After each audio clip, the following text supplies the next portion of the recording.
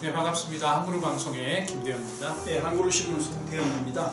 네, 우리 대표님, 오늘은 저희가 또 얀테의 법칙이라고 굉장히 낯선 사실 법칙이거든요. 저에게는. 예. 어떤 내용인지 잠깐 소개해 주시면 감사하겠습니다. 예, 윤상덕 목사님, 그 일산교회 담임 목사가 네. 있는 윤상덕 목사님께서 이제 사회면에 쓴 기사인데요. 네. 어떻게 보면 도덕 원리죠. 그러니까 도덕 어느 원리. 사회나 도덕 윤리 원리가 있지 않습니까? 우리나라 같은 경우는 삼강오전 이런 그렇죠. 도덕 원리가 있지 않습니까? 기독교는 이제 십계명, 십계명. 일계명, 십계명까지 도덕 원리가 있는데, 이분이 설명하는 것은 뭐냐면 북유럽 그 스칸디나비아 사람들 그들에게 있었던 얀테의 법칙이 있었다고 하는 거죠. 네. 이것도 한 10개 정도가 있는데 도덕 원리가 있다는 거죠. 그러니까 이거를 지키지 않으면 다른 사람들에게 좀 질책을 받고, 또 지키면 불편함을 준다. 그 지키면 존경을 받고 사랑을 받는 그 원리가 있는데 그게 얀테의 법칙이다. 이렇게 이제 설명을 하고 있습니다. 근데 그 얀테의 법칙의 핵심이 뭐냐면 여러 가지가 있는데, 이게 대체 내가 뭐라고라는 걸로 요약할 수 있다. 그러니까 쉽게 말하면 네가 특별한 사람이 아니야. 똑같은 사람인데 많은 사람들이 자기가 특별한 사람인 것처럼, 자기가 많은 잘난 사람인 것처럼, 자기가 다른 사람보다 다른 사람인 것처럼, 그래서 다른 사람을 가르치려고 그런 게 있지 않습니까? 착각하면서 그것이 아니다는 것이 얀테의 법칙인 거죠.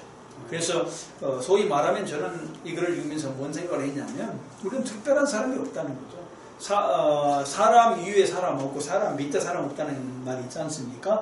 바로 그게 얀테의 법칙인 거죠. 그래서 함부로 가르치려고 하지 마라, 이런 거죠. 예를 들면 저는 학교에서 학생들을 가르치다 보니까 어떤 생각을 하게 되냐면, 대부분 그 공부를 많이 하지 않는 분들이 있잖아요. 아집이 강해요. 그래서 자기 말만 주장을 해요. 그래서 막 가르치려고. 예를 들면 생각해 볼까요? 이제 대표님이나 저는 이제 목회자니까, 우리 천년왕국 있잖아요. 그 요한계시록 21장.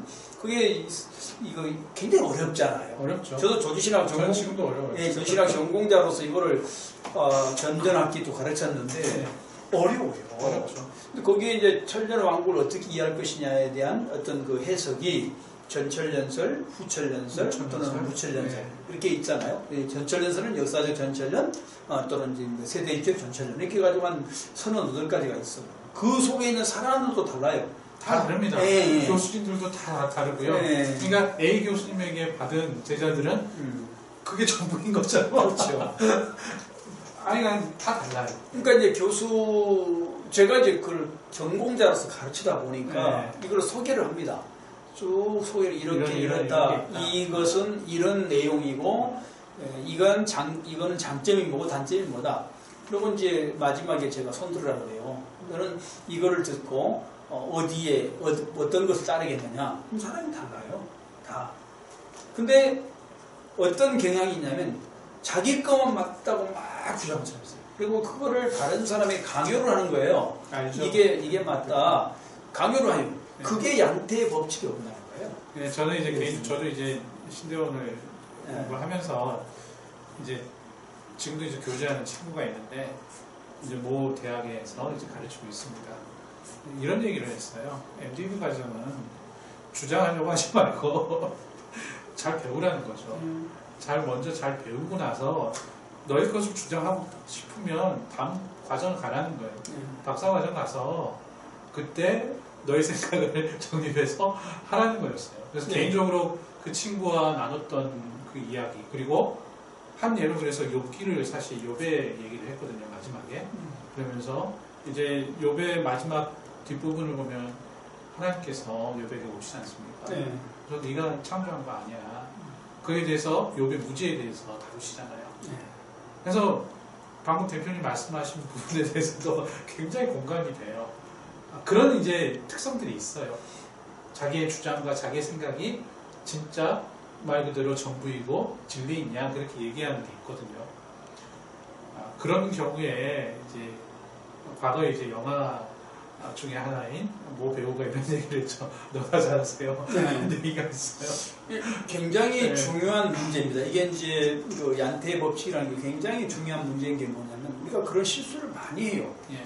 근데 저도 뭐 많은 공부를 한 사람도 아니지만 그래도 이제 이렇게 상당한 기간 동안 책을 보고 공부를 하고 또 이렇게 사역을 하다 보니까 아까 말씀드렸는데 결론이 딱 한 가지예요. 진리 외에는 다투지 마라. 진리 외에 그것을 가지고 다투게 되면 무슨 얘기냐면 다툰단 말이 나를 주장한다는 뜻이거든요. 그렇죠. 나는 강요하는 거죠. 나는 역사적 전철련주의자니까 다 따르라. 그것만 막 말하는 거예요. 그 다음에 또 나는 무철련주의자니까 나 따르라. 그것만 막 말하는 거예요. 그게 아니다는 거예요. 약점이 다 있어요. 자, 정치로 가볼까요? 예. 정치 보면 이제 우리나라는 여야가 좀 이제 진보와 보수가 조금 그렇습니다. 근데 미국 같은 경우는 상당히 구분되어 있잖아요. 진보는 민주당, 보수는 공화당. 딱 정해져 있어. 보수 쪽에서는 자유를 중시하고 진보는 평등을 중시하는 거거든요. 이 두 개를 가지고 이 두 개 원리가 다 같이 있는 거예요. 근데 이 두 개의 원리를 무시하고 내가 민주당이기 때문에 공화당은 죽일 놈이다. 이렇게 하면 안 되거든요. 또 공화당도 마찬가지. 서로 인정해야 되죠. 네, 다를 뿐이거든요. 그럼요. 근데 이게 양태의 법칙인 거예요. 나만 특별하고 그래서 막 다른 사람을 가르치려고 하는 거. 이게 극단적으로 말하면 이런 얘기 아닙니까? 남자와 여자가 있어요. 다르잖아요. 근데 내가 남자니까 여자 너는 무조건 남자처럼 해라. 이렇게 하면 되겠어요. 반대도 마찬가지고.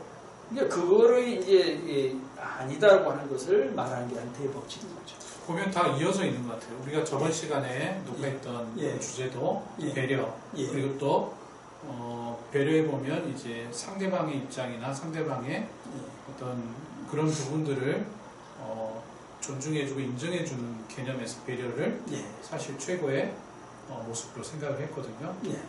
이런 양태의 법칙에서도 그대로 접목을 하자면 그렇죠. 상대 진영에 대해서 상대방과 타인에 대해서 예. 동일하게 가르치는 것보다 네. 고자세를 유지하는 것보다는 난 특별하다고 생각하지.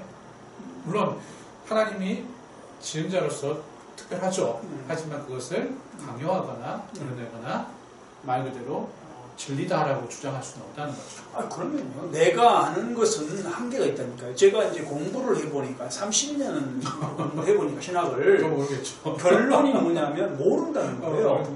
그걸 그냥 모르는 걸 알기 위해서 공부하는 것 같아요. 그러니까 공부를 할수록 모르겠어요. 솔직히 말하면.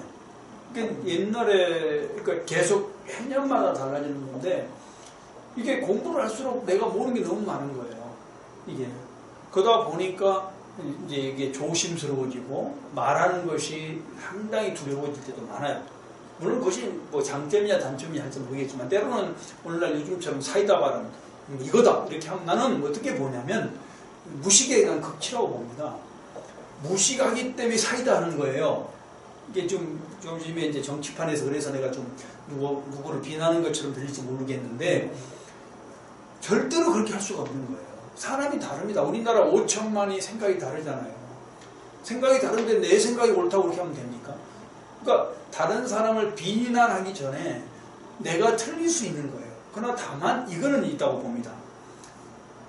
어차피 틀릴 수 있어요. 그러나 그러면 말하지 말아야 된다 이게 아니에요. 아니죠. 말을 해야죠. 그리고 다른 사람 말을 듣고 내가 용납할 수 없는 것은 안 따르면 되는 거예요. 안 따르면 되고 나는 나대로 가는 겁니다. 그러나 다른 사람을 함부로 비난하고 여기 윤상도 목사님 말씀처럼 네. 막 가르치려고 하고 나만 옳다고 말하는 것은 잘못됐다는 거예요. 그리고 또 지금 이 시대는요, 가르친다고 해서 들으려고 하는 시대가 아닙니다. 자기 색깔이 너무나 강한 시대이기 때문에 자기 타인의 색깔을 입힌다는 게 사실 불가능한 시대인 것 같아요. 아니 그리고 우리가 좀 생각할 것이 교회사 역사를 보십시오. 그 이제 중세가 590년에 시작돼서 1648년 일반적으로 이제 베스트팔렌 조약으로 끝나지 않습니까? 그 근세가 1648년 베스트팔렌 조약 이후에 근세가 돼요. 예. 근데 그 베스트팔렌이 뭐냐면 칼뱅주의자들이 예배를 회복하기 위해서 싸운 전쟁이 30년 전쟁입니다. 30년 전쟁이 승리하고 나서 비로소 칼뱅주의 교회가 예배를 시작한 게 1648년이거든요. 이게 근데 거기에 핵심이 뭐냐면 자유예요. 중세는 자유가 없었잖아요. 중세는 교황이 말하면 끝이 없고 그렇죠. 신율주의죠. 신율주의. 교회 법에 의해서 다 움직였습니다. 그러다 보니 잘못됐잖아요. 성도들이 내 마음대로 못하는 거예요. 강요를 당해. 목회자들이 강요를 당하는 거예요. 그 습관이 지금도 우리나라도 있지 않습니까? 교회에서 담임 목사가 말해 무조건 따라야 된다고 하는 잘못된 습관이 있는 거 아니에요? 또 대통령도 마찬가지로 말하면 다 따라야 된다. 이게 잘못된 거거든요. 리더인 거죠. 이렇게 가자라고 설득해야 되는 거잖아요. 그죠? 그러니까 그게 언제부터냐면 근세 이후의 정신. 근세 이후의 정신은 개신교가 종교로 이제 시작한 그때가 근세잖아요. 그건 자유라고요. 자유. 성경의 핵심이 자유고. 그래서 저는 이렇게 생각해요. 얀테의 법칙은 굉장히 중요하다고 생각하는 게 뭐냐면 하나님이 주신 자유, 이 자유를 마음껏 만끽하도록 해야 된다. 비록 방종과는 다르죠. 또 사회적인 상황, 뭐 법칙이 있기 때문에 다르지만 그래서 내 것만 옳다고 생각하는 주장, 나만 따르라고 하는 잘못된 그건 독재이고 이 윤상도 목사님 말씀이 하면 얀테의 법칙에 어긋나는 거죠. 그런 의미에서 그렇죠. 얀테의 법칙을 우리가 생각해 보죠. 그렇죠. 굉장히 중요한 저는 원리라고 생각합니다. 사회 속에서 중요한 원리가 이 원리가 아닌가 저는 그렇게 생각합니다. 대체 내가 뭐라고? 대체 내가 뭐? 굉장히 중요한 말이죠. 네가 뭔데? 네가 뭔데? 이런 말이잖아요. 네가 뭔데 나한테 말을 해? 이겁니다. 그러니까 뭐 고압적이고 이런 경우 많지 않습니까? 그렇죠. 그 어디 사회 가면은 조금 더 상위직에 있는 사람들이 이런 게 많아요. 집에서도 아버지, 엄마가 자녀들을 이렇게 키우는 경우가 많고요. 제가 좀 좀 강한 발언이 될 수도 있겠지만 그냥 웃으면서 넘겼으면 좋겠는데 이제 모 교회 이제 목사님께서 굉장히 이제 한 분 때문에 힘든 거예요. 장로님이시죠? 네, 그러겠죠. 근데 이제 혼자말로 이런 얘기를 했대요. 밖에서는 거지같이 살면서 교회에서는 더럽게 해주신다. 이건 제가 삭제하겠습니다. 그게 너무 이제 속이 상하니까 그렇게 얘기를 하는 경우가 있었어요. 좀 그랬으면 좋겠습니다. 제가요, 저도 아직 부족하지만 보면서 좀 다른 사람을 인정했으면 좋겠어요.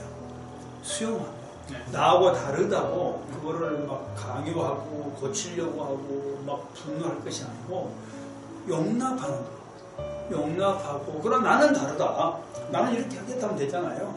그게 필요한 것이 아니야. 정치도 그렇게 해야 되고 교회도 그렇게 해야 되는 거지.